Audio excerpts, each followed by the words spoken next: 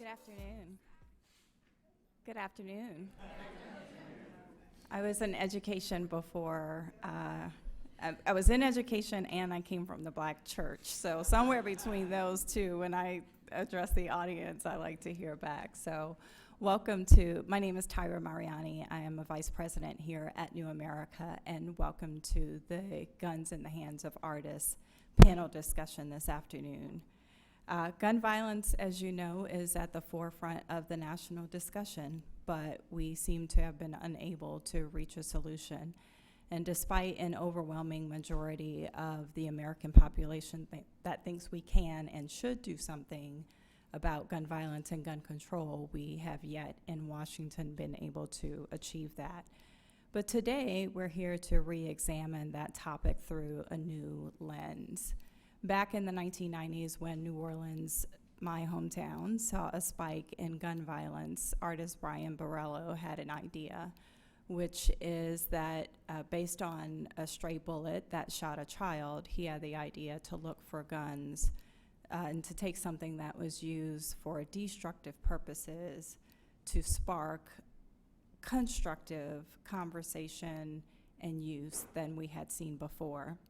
And so together with Jonathan Ferrara, they, through Guns in the Hands of Artists, have really toured the country to show the creativity and look at this work through a new lens, and that's what we're here to do today. I'll let activist and social entrepreneur Jonathan describe both the goals of the exhibit as well as how they are thinking about each of the pieces, but just wanted to note that New America is proud to host today's discussion. As I mentioned, we have a gun problem in the United States, and unfortunately that gun problem is disproportionately affecting communities of color. We've seen it in the last 24 hours, and it feels like it is daily. And it's time that we do something about it. So given our mission as an organization to engage broad public conversation and new ways and new approaches of addressing the public problems, we're excited to be here today. So thank you all for being here all the way from New Orleans and beyond, and I'll turn it over to you, Jonathan. Thank you very much, Tyra, for that lovely introduction, and I just want to thank New America for having the vision and the courage to bring this exhibition to our nation's capital and to continue this important conversation. I also want to thank Anne-Marie Slaughter and Fuzz Hogan, who's been instrumental in this process, and for believing in the project and believing in bringing it here to Washington, D.C., into this space. The panelists for this afternoon for the launch of the Guns in the Hands of Artists book, which just came in today from FedEx, thank God. Tremaine Lee is a Pulitzer Prize-winning journalist and national reporter with NBC News and MSNBC, and a New America Fellow. Tremaine has spent his career covering the roles of race, violence, and law enforcement in the lives of everyday Americans. He is the author of the forthcoming book, $1 Million Bullets, on the True Cost of Gun Violence. That book will be published by St. Martin's Press, and it's also his birthday, so we should wish him a happy birthday. Thank you. LaToya Cantrell, my dear friend, is a New Orleans City Councilwoman representing District B in New Orleans, and an Aspen Institute Henry Crown Fellow with over 10 years of nonprofit executive experience. In the aftermath of Hurricane Katrina, she led the citizens' fight to save the city's Broadmoor area, which stands today as a national and global model in post-disaster recovery. She's a graduate of Xavier University in Louisiana and of the Executive Management Training Program at Harvard's Kennedy School of Government. Andy Wong is the Engagement Director for Americans for Responsible Solutions. On January 8th, 2011, a mentally ill young man shot Congresswoman Gabby Giffords in the head, killed 6 of her constituents, and wounded 12 others. On the 2nd anniversary of the horrific Tucson shooting, as America mourned the dead in Newtown, Gabby and her husband, retired Navy Captain and astronaut Mark Kelly, launched Americans for Responsible Solutions to encourage elected officials to stand up for solutions to prevent gun violence and to protect responsible gun ownership. So thank you for being with us, Andy. Ted Reeder, my dear friend, is an artist based in New York City and the founding artistic director of Howl Happening and Arturo Vega Project, a nonprofit gallery and performance space in the East Village. His work has been shown nationally and internationally He's well known for his Never Records project, a pop-up record store installation where he cuts performances live to vinyl. He's produced that in New York, Derry, Ireland, at the Liverpool Biennial, with the Tate Modern in London, and most recently, just last month, in Amman, Jordan. So thank you all for being here. To the panelists and everyone else that's in the audience. I was going to start with a kind of a recap of the project, but Tyra had mentioned a lot about that. As she said, in the mid-1990s, when the murder rate in New Orleans was approaching 400, artist Brian Borrello conceived of this project. And the idea was to take the conversation out of the highly politicized and polarized realm, where it's the vitriol that surrounds this issue, and to take it and look at it through the lens of art. Art as a means for dialogue, art as a means for conversation. And what happened at that time was Brian got guns from the police department. And those guns were given to artists across the community, painters, sculptors, glass blowers, metal workers. And at that time, my gallery, Positive Space Gallery, was in the Lower Garden District of New Orleans. It was in front of the St. Thomas Housing Project. And AK-47 gunfire was an everyday experience right behind our back door.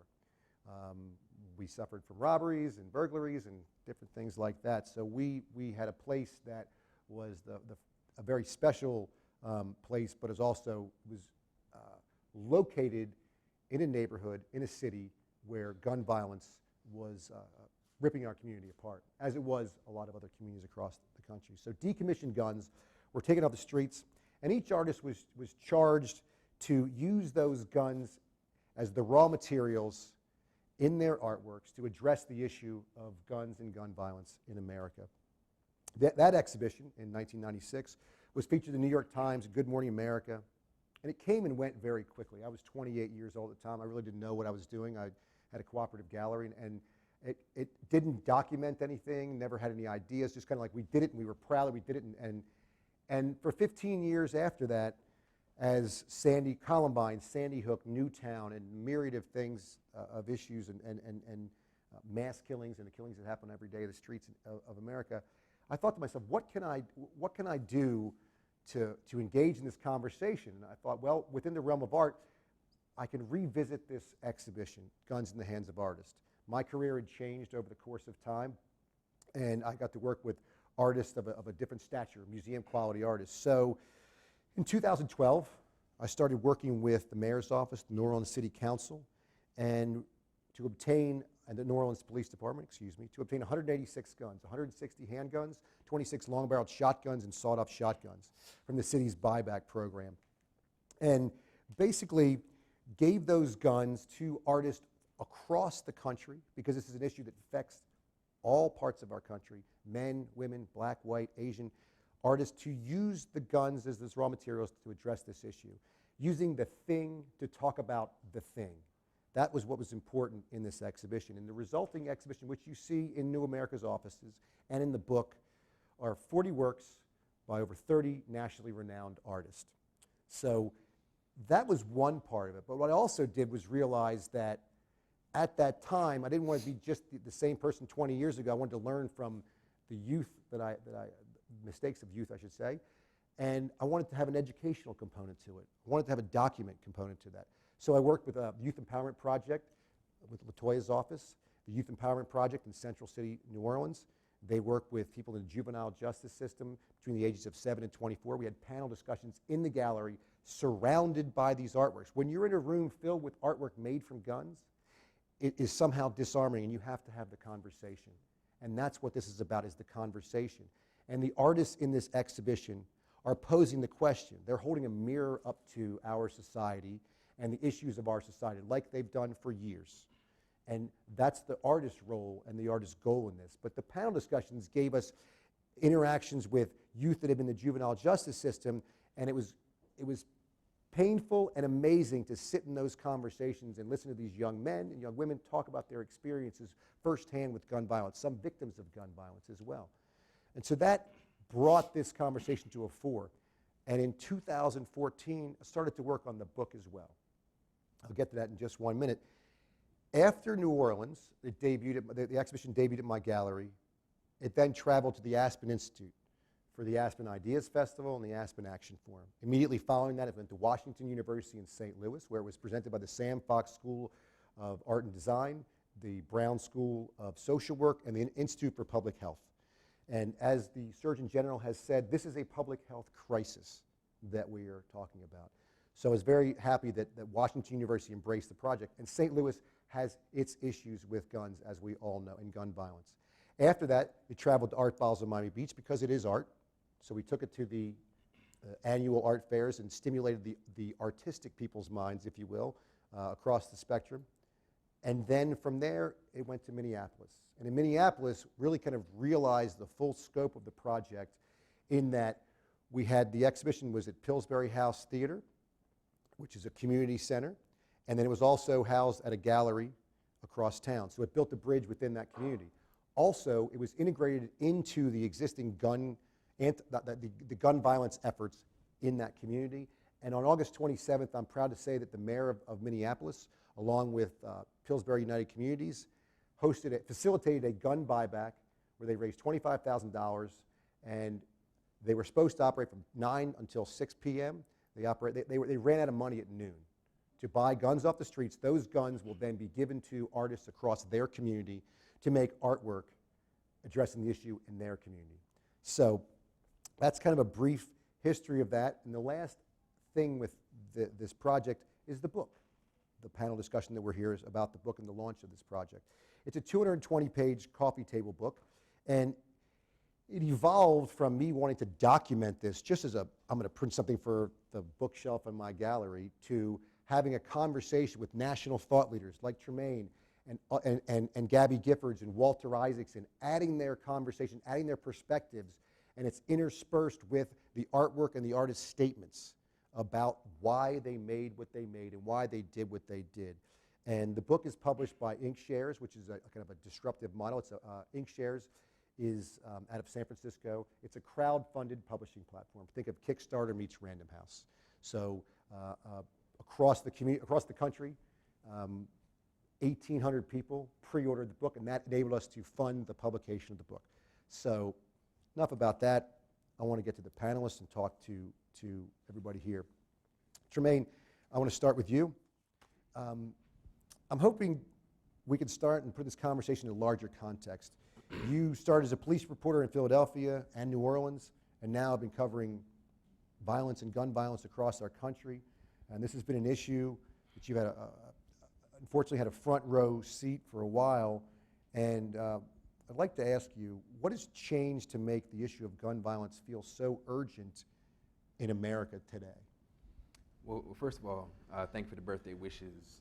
It's kind of but it's a wild juxtaposition as I celebrate, 38 years, and so many haven't made it this far, including in my own family, my extended family. Every single day almost, I'm in this space where, I feel like I'm stained in blood almost, and I feel it. I'm not your traditional journalist. I actually feel, the stories I cover, the gun violence every single day. We're losing decades and decades of life lost and potential. I don't think there's necessarily a sense of urgency, necessarily. I think to sit with this exhibit, that idea of reimagining guns, but we reimagine guns every single day. In many states, we sell them like they're muffins. Walk in and get one, and we see the destruction. We imagine that they're not the perfectly designed killing tools that they actually are. We pretend they're not, so we reimagine this every single day. The urgency, if there is any semblance of urgency, we build it around the mass shootings. When we see, the innocent dead in a movie theater, a Gabby Gifford situation. But every single day, we're not as concerned with the day-to-day drumbeat of gun violence in our communities, our most depleted, resource-starved communities, already bearing the burden of so much. We don't care about those people because it's easy to kind of forget that they're victims, right? Because it's normal. Years and years ago, I had an editor at a major newspaper tell me, I was working an overnight shift, rewrite shift, and every night there would be shootings and killings in New York City. And there was always a debate whether they should get any ink at all because, as my editor said, these are just garden variety killings. This is before we know what the circumstances of death were, before all we knew was a neighborhood. And most likely they were poor and black or Hispanic. That's all we knew. I think that's the vantage point, that's the vision that most Americans have of gun violence victims. It's garden variety. It happens every single day where it's supposed to happen. I think we're getting closer. But I think part of the problem is, and hopefully, this exhibit will do just this. We still have to humanize people. We have to remind people that this is not okay. There's one exhibit over here that touched me especially from New Orleans where it's 6 bullet holes. Yeah. And the bullets, on the ends of the bullet, there are these faces of these little children. In that neighborhood, I think it was Central City, from 2010, every single year, a child had been murdered in that community. Imagine what we're losing here, the price we're all paying. As you mentioned, my book is about the true cost of gun violence in this country, the actual dollar amount we spend, $220 billion in direct and indirect costs related to gun violence. But that's almost an afterthought to me. That's just to get you to the table. The real issue is the price that we're paying every single day in our families and our communities. Yeah.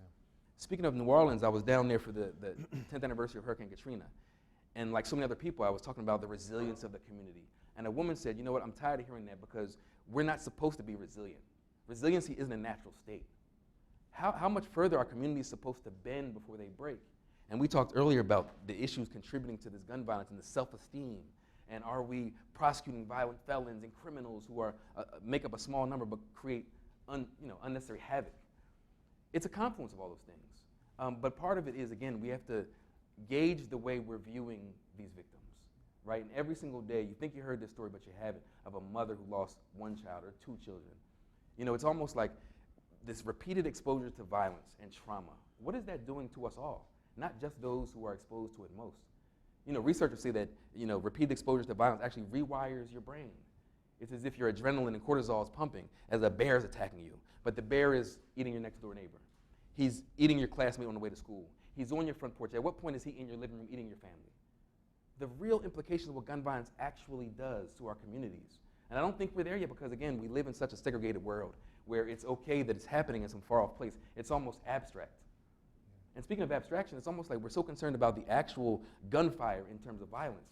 But there were acts of violence well before that. The abstract violence of inadequate healthcare and education, the violence of hunger. Structural inequality is violent by nature. You know, the gun and the bullet, that's just a manifestation once we get to that point. And so again, I think finally being able to sit with this exhibit and actually see this kind of tangible relics and also the feeling walking around here. You know, these guns were confiscated. Do they have bodies on them? The life cycle of a gun is it's just terrible. The life cycle, they roll off as legal guns, and when they go dark, and they're on the streets and they explode. You know, I'm almost at a loss for words, because I actually do feel the emotional presence of all that those guns have left behind. Well, I think the emotional component of the artwork is what drives this discussion, because it takes it out of the context of people screaming at each other about this. When you actually look at those bullets done by an artist named Adam Mysock, it actually wasn't 2010. That was the first 6 months. It was the last 6 murdered in the 6th district under 6 years old. It was in the first 6 months of 2013. Wow. So it was collateral damage and drive-by shooting. So when if you had that emotional response to that work is really what is driving this exhibit and the crux of it. And hopefully somehow it translates and it spawns some kind of reaction, some kind of emotion within the individual that's looking at it, and maybe it changes their perception about the issue. Because once again, that artist is holding a mirror up to us and saying, what about these young children? What about them? Where are they where's the voice? So that mirror is there. And I think that it's very important about that. And I want to ask Ted, as an artist in this exhibition, because Trymain's a storyteller, if you will, but the stories are that he just portrayed wouldn't be the typical storyteller that we'd see. It's the stories that are living on the streets of our country. But artists are storytellers as well. You're a storyteller in your work. So, I mean, tell me, how does the show resonate with you? Because this is actually your first time getting to spend time with it, because you're in New York and the exhibition was in New Orleans, has been traveling around, but also about how you think about how art can impact change or social change. Well, that's a big question. When you first called me and asked me to do the project, I really kind of cringed. My fear was that in a highly contentious forum like this issue, artists run the risk of being didactic, which is something I try to avoid all the time. And I think didacticism in this context is a waste of time because the sides are so polarized and no one's going to change the other people's opinions. So I was very intimidated, and when I actually got the gun, I was shocked by, one, how heavy it was. It was very heavy, and I just had 2 pieces of shotgun barrels that were about 16 inches long, and I couldn't believe how heavy they were. And they felt like this very profane, almost religious, I know sacred profane or whatever. It felt like I had to exorcise what potentially the gun had been used for or done with. So they were very scary, and they kind of just sat in my studio and really brought bad vibrations to the studio. So I tackled the problem like I've been tackling my contribution to trying to make a difference socially through my project, Never Records, where I focus on something very small and infinitesimal, and that's the idea of stopping time. Because I think, especially in this debate, no one has a lot of time as everybody is trying to, bring their kids up and go to work and do all the banal things, the mundane things about being a human in the United States is involved with. So people don't have a lot of time to give to this issue, especially when the pundits are screaming about it. So there's no nuance to it. There's no time for that nuance. So what I try to do with my art is slow down time, and I'm not talking about seconds, I'm talking about infinitesimally.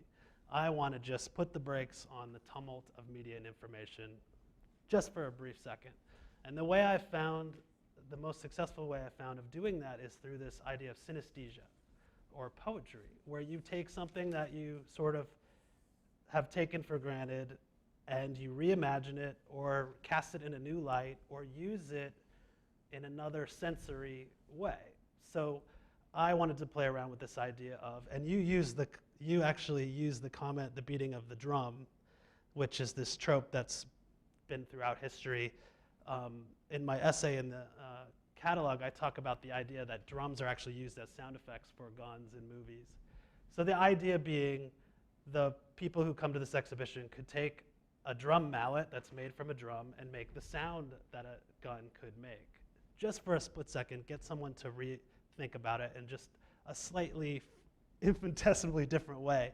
And I think that that's where the exhibition succeeds, because it's jarring. It jars you out of your routine thoughts about this topic. And I think that that's the best strategy in this age where everybody's not listening to each other to do that. So.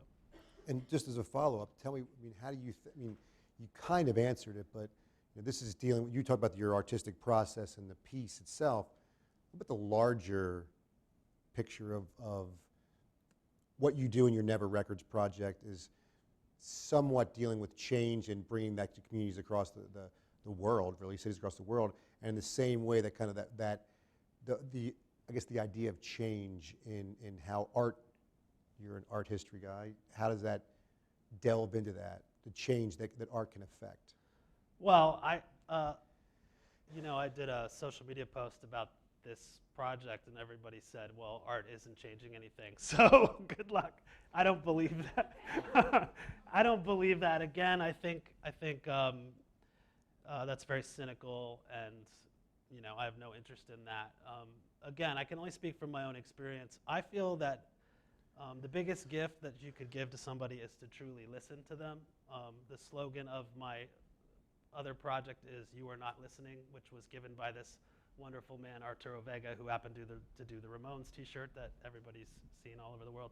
But I think if you truly listen, that's a huge gift. I mean, the old aphorism is people don't have a voice, but the truth is someone has a voice but no one's listening, it's equally as useless. So a project like this forces people, again, maybe through synesthesia, to actually listen, reimagine, hear, give a voice, all those things. So Great. is that a good enough answer? Yeah, totally. No. It's an artist answer. That's what we like. So, LaToya, focusing on your role in government and city government, but this project was born in New Orleans, and from your position as a city councilwoman and a resident and an activist and someone that's been on the ground, can you help me explain why this is such an important context to explore the issue of gun violence in New Orleans, but also across America. And you know, that's something that we've talked about a lot, and you've dealt with on a daily basis in a different way than Tremaine has. So can you talk about that? Sure. And thank you so much for having me. Good afternoon, good evening to you all. Now, in regards to, yes, I'm in government, and being in the state of Louisiana, a red state where much of what we're seeing, particularly in the Deep South, quite frankly, is preemption, a lot of preemption to legislation that goes to the state level for laws to then be changed. And so it's not slowing down, it really seems to be picking up. So when the issue and the discussions around guns and gun violence comes up, it is, as you all know, very controversial, the topic. You have, you know, the gun lovers who feel and fear that we're attacking their right to carry a weapon. And then you have, of course, the other argument because we're seeing the violence in our communities. And so as I look at an exhibit such as Guns in the Hands of Artists, I think it really does allow for a space to have this dialogue and a political dialogue to where folks don't feel like there's just winners and losers, but you have to have a conversation to determine how will we change laws that will ultimately protect our communities and protect our people, but at the same time allowing those to have their constitutional amendment, their rights to carry. And so it's very hard to have these types of conversations, and I'm hoping, and I do believe, that your exhibit will spark that dialogue. It has in New Orleans, but again, when you're in a state where you start from no, it's very hard. So you're actually providing that space to where we can have, hopefully, that dialogue. I also believe that, we ultimately have to understand that when you're living literally in a neighborhood, I was on my deck on Monday, and actually was Sunday evening sitting in the backyard and hearing 25 to 30 gunshots going off. And I'm on my back porch. And before I heard the weapons shooting or off, I heard the loud noises from vehicles driving, and I'm like, this isn't good. And I could not determine exactly where it was coming from, the direction, but I knew it was in my neighborhood. And this was 8 o'clock at night.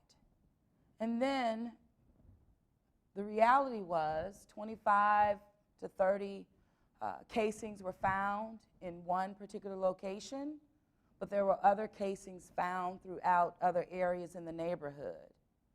But it was a veteran who was murdered, who was shot, just a bystander.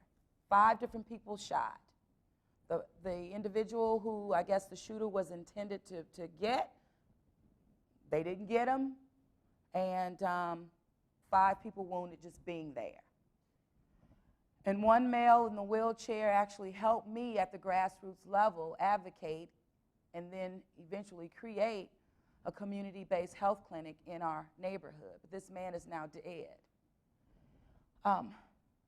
We have to understand that these impacts, I do agree with you. You're saying that, hey, you don't feel like people are outraged enough, or, if it's a sense of urgency in the community. And I have to agree with that. I'm not feeling the sense of urgency, but I am hoping that through the exhibit that we can spark the dialogue within the community and having people who live in these neighborhoods participating in the dialogue. That's the disconnect that I'm seeing. Now we're talking, but literally who are we talking with, or who are we engaging in these conversations, and those who actually have the weapons or are trying to get a weapon because they don't feel safe where they live. I know for a fact that in government, you know, we have to stop putting politics over people. And it's very frustrating when you're on the ground and you're doing this work and you're trying to impact people's lives in the most positive way, but somehow politics takes over and laws don't get changed, or better yet, even enforced. And I look at this just trying to be common sense. Can we just enforce the laws that are currently on the books? So in New Orleans, it's illegal for anyone under the age of 18 to carry a weapon. But most of the shootings and even killings in our city are happening by young people under the age of 18. So can we even just start there? Those who are on probation should not have a firearm. Can we enforce that law that's currently on the books?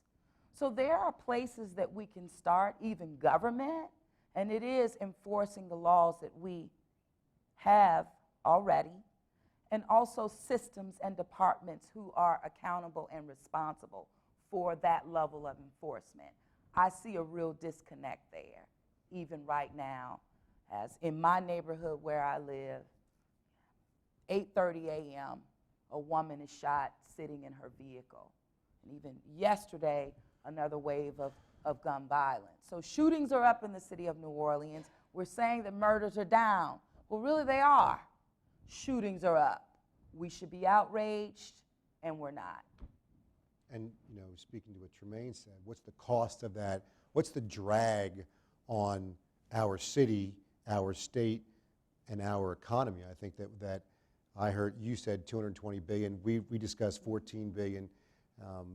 I heard when I was this organization, Gun by Gun, had put a total of $450,000 per life. What's the value of life? That's hard to say across the board because of the losses that are into the future. But one thing that's always confounded me is that we're a market-based economy. If there was a drag of 14 billion, 220 billion, whatever the number is, wouldn't we react to that in some way, in somehow, as a market-based capitalist economy, react to that, number one? Number two is, if we were losing, there are about approximately 33,000 deaths by gun in the United States every year. 10,000 approximately, the ones that a lot of people focus on are homicides. And as the president said, that mainly affects the African American community, or people of color. The 23,000 that we don't talk about are suicides, and that affects the white community. So those numbers and the loss that is experienced across the board is devastating. But it's also a public health crisis. When I was in St. Louis, and I was talking with Bill Powderly, who's the head of the Institute for Public Health, very esteemed gentleman, doctor. He said if we were losing 30,000 people a year to X disease, we would be on top of that with money and everything across it would be a non-issue of how we would attack that. But yet in this situation, we're not. So that loss of life, that loss of future is something that as I've traveled with this exhibition and the project and the book, it's confounded me that we haven't calculated that. And I look forward to your book because I think people need that, you know, how much does it cost? Beyond, I mean, the family, that's ripping things to shreds, but it's also just we're a market-based economy. Where is that impact happening? I'd like to ask Andy, in your work and Americans for Responsible Solutions, you know, working across the country, advocating for common sense gun legislation, I'm curious if you found any models of communities that are approaching this issue creatively, and just talk a little about your experience in what your organization is doing and that Gabby is doing. I get the pleasure to meet Gabby and Andy in Minneapolis, where she helped open the exhibition there. Very inspiring to see her and her approach to this issue. And you know, what I was struck by, and please limit on this, was just a common sense approach to this issue. Well, thank you so much, Jonathan, for including Americans for Responsible Solutions in this conversation. And also just thank you so much for inviting Gabby and Mark to share an essay that's actually will be included in your book. Gabby and Mark are heroes, and they founded an organization called Americans for Responsible Solution that works to prevent gun violence in our country. And the big focus of what we do is we are trying to keep guns out of the hands of dangerous people. And so we do a couple things, right? We work to elect leaders who are going to be champions for gun safety and aren't beholden to the corporate gun lobby. We work on passing legislation from the federal to the state level that helps to keep guns out of the wrong hands, right? Whether they're convicted felons or domestic abusers or folks who are on a suspected terror watch list. And we're really focused on helping to promote a conversation in this country around guns and gun violence. I think for too long this issue has been largely ignored, at least by the political class. This issue has really been sort of the third rail of politics, and no one wanted to talk about it. And now what you see is a real sea change, a quantum leap in terms of where this conversation is now. I mean, it's really front and center, and I think that's an important development. And I think how this sort of dovetails with, the exhibit and your book is that the pieces that have been developed for this exhibit, I think, help to facilitate that conversation. And that conversation is so critical. We need to have this discussion. We need people to pay attention to gun violence, and we need to make our electeds accountable to this issue. And so, I applaud you for being a real champion of this exhibit and making it happen, and working with artists to develop pieces that are deeply thought-provoking in terms of the role of guns in our society. And to your question on models, what I will say is that we are focused on a couple different fronts. And one front that has been particularly encouraging is to see the progress that we've made in the states. We have a Congress that frankly is not getting anything done, is too beholden to the corporate gun lobby, and won't pass common sense legislation, for instance, to close our gun show loophole. I mean, we have a situation where we have a background check system where, if you go to a federally licensed dealer, that dealer is required to make sure that every purchase goes through a background check. But what we know from our research and from studies is that 40% of gun sales in this country don't undergo a background check. Now, imagine if you go to an airport and 40% of the people go through don't go through security screening and just go to their planes. That I think would, that obviously isn't a safe system. Well, similarly, we have a system in place where you have all these gun purchases happening at gun shows and online, and none of those purchases are going through a background check, a criminal background check, and that's a problem. And so what we've seen, though, is that in the states where we're working, places like Oregon and Delaware and elsewhere, legislators get it, and they are helping to pass legislation that at least within that particular state requires background checks on all gun sales, whether they're from federally licensed dealers or online or at gun shows. And I think that's an important development.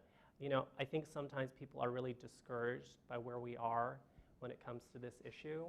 And at least in the states, we're seeing progress. And so in terms of just a model for how the overall gun violence prevention movement, the models that are successful, I think our efforts in the states have yielded, a lot of good progress.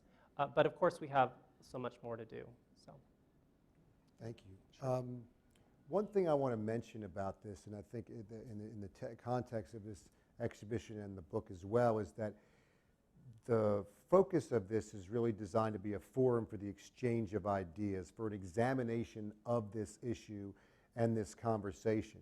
And it's not necessarily, talking about Gabby Gifford, she's a gun owner, and so is Mark.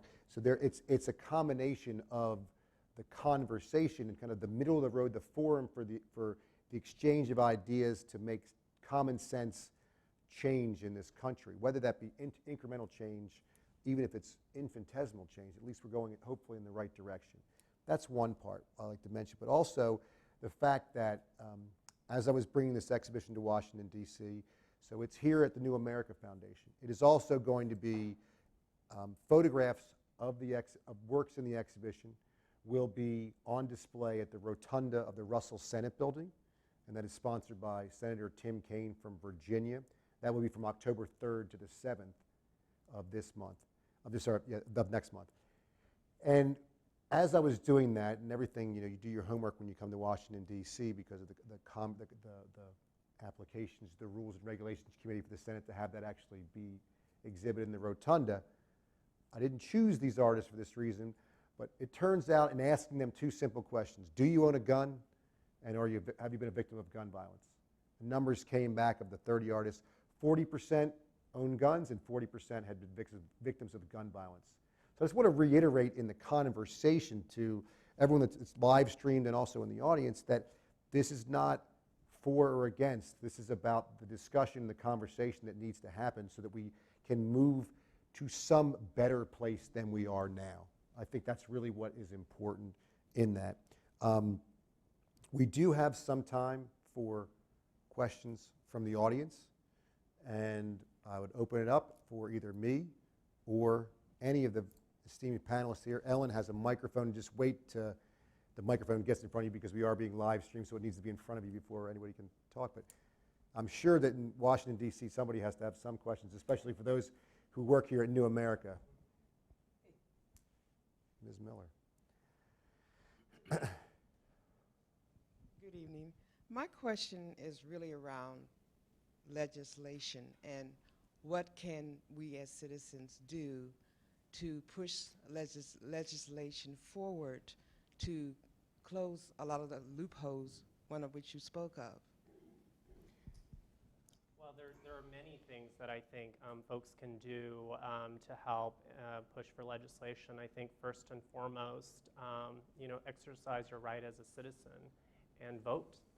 Vote for electeds who are good on this issue and have a track record of being an advocate for this issue, and aren't beholden again to sort of the gun lobby, and champion those candidates.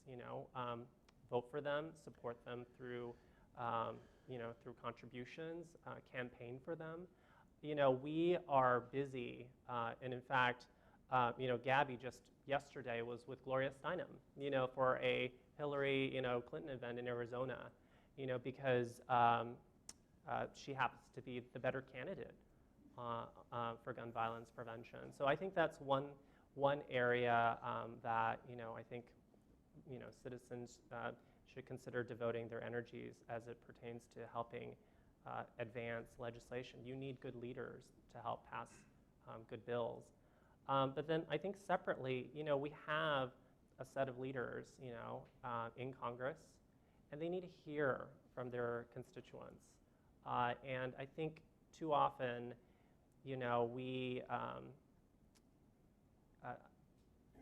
I think too often we just sort of assume that the issue, because we see it on TV and it's being reported, and there's a lot of sort of coverage, that's sort of sufficient. Well, electeds really need to hear from their constituents and know that this is a priority for them, and that they need to be accountable to the issue, and that they need to support common sense measures.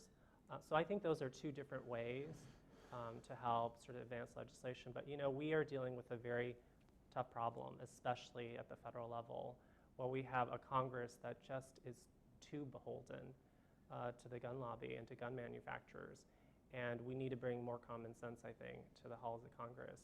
And I think the only path to doing that, of course, is electorally, and making sure that we're voting for people who are going to be good on this issue. Can I follow up with a question for you, Andy? So clearly there has been some movement on the state level, and that seems to be the place most ripe for change. But as there have been some states have been very progressive on this issue, you look at a state like Missouri, Yeah. just last week passing overriding the governor's veto. Terrible. You know, you don't have to take a permit or Yeah. any training to have a concealed gun. Is there a good strategy on the state level, especially in those states that are hostile towards, you know, any kind of formidable gun legislation? Sure, and throw Louisiana in there, Throw you know, Louisiana. sportsman's paradise, Yeah. that's what it's considered. Yeah, Okay. that's a really, Because one thing in a friendlier state, but I Absolutely. mean, what about those tough states? yeah, in the tough states, I mean, you know, we are, a lot of our focus is, you know, defensive work. We're just trying to make sure that legislators aren't passing bad laws. And so, you know, we try to gum things up, or we try and make sure that, you know, we're able to, you know, get folks to, you know, call into their legislators, or we try and figure out a way to, you know, defeat those measures with the support that we do have. You know, it's a really tough situation. Missouri, in particular, is just a very devastating example. You know, a few years ago, this was a state that had a fairly good background check system in place. I think all the loopholes, you know, were closed. And then, for some reason, the legislators just decided that they wanted to do away with those laws that helped to close those loopholes. And immediately, what you saw was an increase in gun violence across the board, whether it was homicides, suicides, or accidental shootings.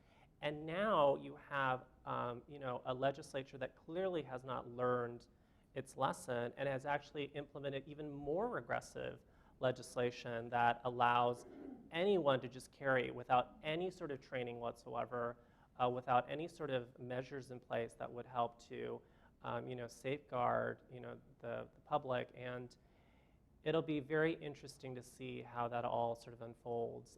You know, we're talking about real lives here that will be lost because legislators decided to put politics over people. And, you know, again, I would say that, you know, in the states that aren't doing so great, and where, you know, you have a bad legislature, that, you know, the big focus should be to try and, you know, elect good folks, so that they can ultimately be represented and champions for gun safety. You know, it's tough. Want to say anything to it? Could you also speak to the role of the media and how, in my perspective, the media romanticizes guns? Yeah, that's a really great question, and I think you're absolutely right that, you know, the media certainly plays into, you know, the culture, you know, of, you know, that sort of you know, I think it sort of plays into a culture that glorifies guns and gun violence, and that's certainly problematic. That's less our focus. You know, our focus is really on making sure that, you know, dangerous people don't have access to firearms. So we need to close those loopholes. We need to make sure that domestic abusers or convicted felons or the seriously mentally ill don't have the ability to sort of bear, you know, firearms. But absolutely, I think the media has a role to play in all of this. And what I will say is that, you know, again, there's been sort of this change in the conversation, and more people are, you know, focusing their efforts around gun violence prevention. In particular, what we're seeing now is a lot of high-profile leaders, political leaders, community leaders, but even folks who, you know, are, you know, in the news or on television, speaking out on this issue. And I think that that's a really positive development, that you have more of these folks really being surrogates, influencers and validators and champions for gun safety, because they realize that enough is enough. You know, we're dealing with a gun violence crisis, and we need to speak out. So. In terms of the media, I think what's more troubling than romanticizing guns and gun culture, it's fetishizing Black death. And I think that's the big issue here. When Color of Change did a study recently looking at New York City's media in particular, where people of color committed, I think it was like, don't quote me numbers, 56 or 57% of the homicides, but were shown in nightly news 80% of the time where the perpetrator or suspect was Black, they were showing that.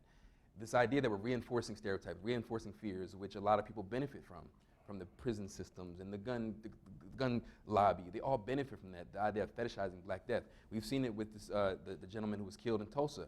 over and over again, we're seeing this video of this black man being murdered by the police or otherwise. And I think that's troubling in terms of seeding this culture that reinforces the same issues we're dealing with. Yeah, and I agree with that as well, but I don't believe that we can leave out the music industry as well. I mean, that's played a major role, even how it's impacted the black community as well. So I just think there needs to be accountability across the board. And this exhibit is a way, again, to spark this type of dialogue, but I'm hoping that it will engage the people who are impacted the most by violence and who are also the perpetrators. I would like to see more of a diverse group of folks engaged on this subject matter, but hopefully through the exhibit we will get there and be honest, you know, from all angles as to how we all have some level of responsibility in this and not waiting until it's proximate to start caring, you know. Yes, ma'am. Just for the microphone, 1 second. What about the courts as a tool? I mean, are there any groups sort of invested in that and sort of creative arguments that, you know, where you're using facts in terms of, you know, crossing state lines and the harm done, you know, for one state having really lax laws going into another state and harming the populace? I mean, I mean, not being a constitutional scholar, but there must be some sort of, you know, are there any groups that are invested in that kind of activism? Because the legislator, you're obviously going to be you have these huge battles in these states like Missouri, and even in Virginia, where I'm from, I was told on Lobby Day, Martin Luther King Day, I went with the Moms Demand Action in every town for gun safety, and you know, the one woman just said to me that, you know, you're just wasting your time because gerrymandering is a major problem in Virginia, and that, you know, the redistricting is never going to make an issue. You know, in Northern Virginia, you can vote however you want, but it's not going to do anything in other parts of Virginia, and I don't know if that's the problem in other states. So, and to what extent can courts be a good avenue for this kind of change? Yeah, no, that's a really great question, and the courts are absolutely a pathway in terms of figuring out how we can make progress on this issue. You know, there are a lot of folks who are having conversations around, you know, impact litigation. And so, you know, that's certainly an area that I'll just say a lot of the folks in the movement are thinking about, and is, you know, presents some really interesting opportunities. And I'll just sort of leave it at that. Yeah, but I appreciate you raising it. We have time for one more question. I think that, Okay, oh, thank you. I think that one of the things this election has shown me, at least, is quite shocking to me, and that is the amount of anger in this country. Now, black anger, I'm familiar with.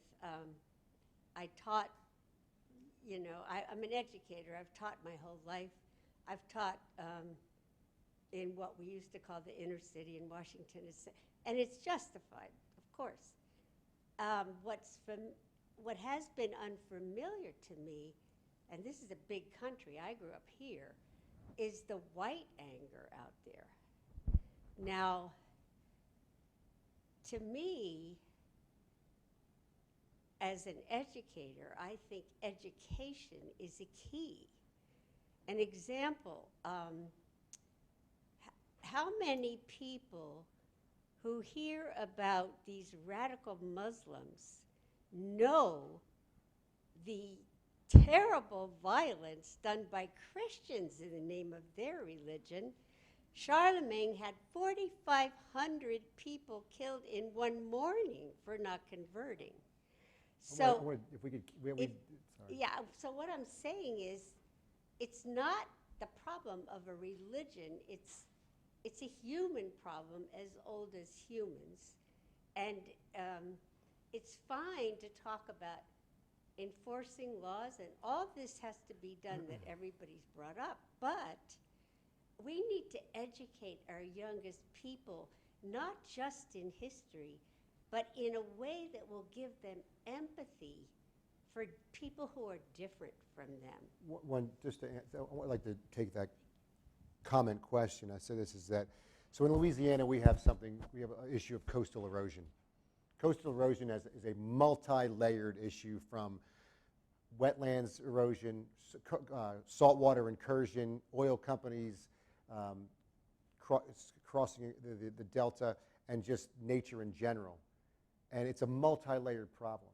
The self-same thing can be said of gun violence and the residuals. It's poverty, it's education, it's income inequality, it's all of those things that we're talking about. So as we are dealing with in Louisiana, where we have 40% of the wetlands in the United States, it's a multi-layered problem, requires a multi-layered solution. The same thing can be said of the issue of gun violence in America. The last question for you, sir. Yep. Thank you. I'll be really quick. Should we pay would-be perpetrators not to kill? Should we pay would-be perpetrators not to kill? Does anyone want to take that? What's the question? I'm sorry, I don't understand. So, should we pay would-be Oh, perpetrators not to kill? And for context, the city of Richmond, California instituted a program, and their results have been unbelievable. The murder rate has gone down drastically. So they look at previous arrest records as well.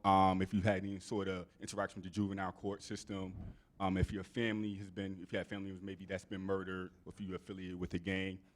Then on top of that, they kind of instituted the ceasefire model. I'm not sure if anyone saw the great documentary Interrupters. So that folks who were, maybe perpetrators of violence or who were incarcerated, and they kind of serve as mentors to these folks. So you get like $1,000, I believe it's weekly or monthly stipend, but then you also have to do like mentoring as well. It's right. What they were able to do was they identified their universe, so to speak, of where violence was hitting, whether it was the victim or the perpetrator. And in New Orleans, they did that. We did that earlier on when they started the NOLA for Life movement under our current mayor, Landrieu, and also brought in the whole ceasefire concept, which is in New Orleans. Now, what Richmond is doing, and something that we did not do, they're dealing with their entire universe that they identified. New Orleans identified a universe of 3,000 people, and we started to focus on 500 of the worst out of the 3,000. And so while we saw the murder rate go down based on this population of 500, affiliated with gangs, and the FBI was on them, these gangs, in terms of indictments. And so and it worked, once we went after and connected those 500 and put those guys and women who were affiliated in jail, we saw a decrease, but also we're seeing like a stabilization, just kind of low. So we have to now figure out how to go back to that larger universe, that 3,000, but Richmond is doing it on the front end. They're dealing with their entire population that they've identified. And it's similar to like an earn while you learn. So they they take a holistic approach and build in those resources to invest in people in that universe. And it is working because they're investing in them and they're returning, to the programs. And it's working that way. And I believe, I would love to see the city of New Orleans go back to the universe of 3,000 or maybe 2,500 now, but deal with it on comprehensively instead of pulling out pieces from the universe. So to your point made by Richmond, I think they're on a good path forward. So I think I'm going to close in that perspective. I want to thank all of the panelists that have come here from New Orleans and New York and other places, and the people in the audience. And I want to just focus on one thing with regard to the book itself. While the exhibit gives expression and a public space for people to talk about guns in an open way, the book is equally as important because it forces readers to make a decision about what matters most to them. The act of reading is very intimate, and it's an unmediated act. It's just you and the words on the page. And in this case, it's the essays by Tremaine and other Gabby Giffords and thought leaders from across our country about this issue, and also the artists' words and the images of their work. And it's using their words to communicate why they did the pieces that they did. And so it forces people to wrestle with where they stand and how they truly feel about guns and gun violence in America. And hopefully the essays educate and enlighten on a much more personal and visceral level. And realistically, this exhibition can't travel to everywhere across the country. But hopefully through the book, it can enter into classrooms, public policymakers' desks, and into the living rooms of America. So thank you very much for coming. I will say the book is available on inkshares.com and Amazon, and will be in bookstores on November the 1st, and we'll have some limited edition signed copies here this evening. Thank you all very much. Thank you to New America for being here.